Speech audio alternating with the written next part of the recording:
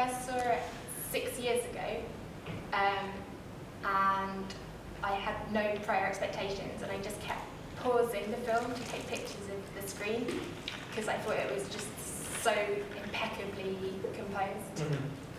And I was just flabbergasted that something could look so perfect and hold so much meaning.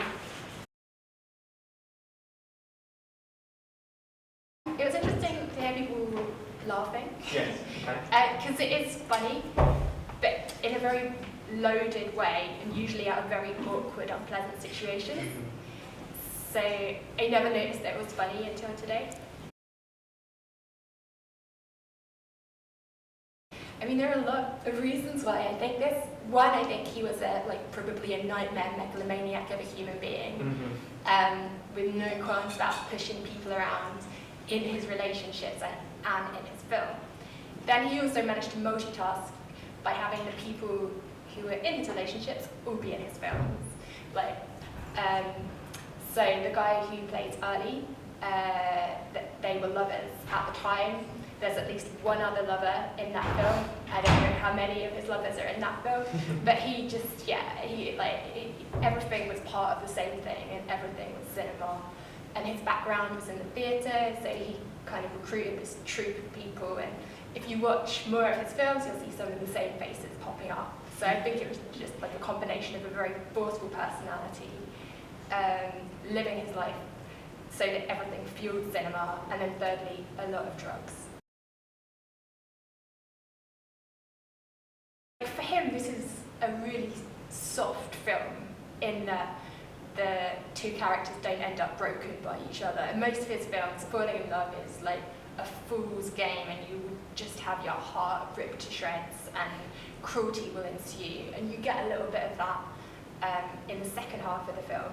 Once they stop getting persecuted by society, they just implode a bit themselves. So I think this is a bit of an outlier because it's really rather tender compared to everything else. And yeah, that's in part because it's inspired by Douglas Sirk's With a Heaven Allows. So I think he was trying to emulate some aspects of that ground sweeping film with a sort of palatable ending. I think they're just unashamedly melodramatic in a way that is very sincere, and in a way that is alive to social backdrops. So it's just very rich pickings if you've got interest in any of those broad areas. And if you want to tell some kind of truth, but also be very entertaining and use all the elements of cinema along the way, like these big characters, these beautiful scenarios, I just think he's like a logical person to look back to.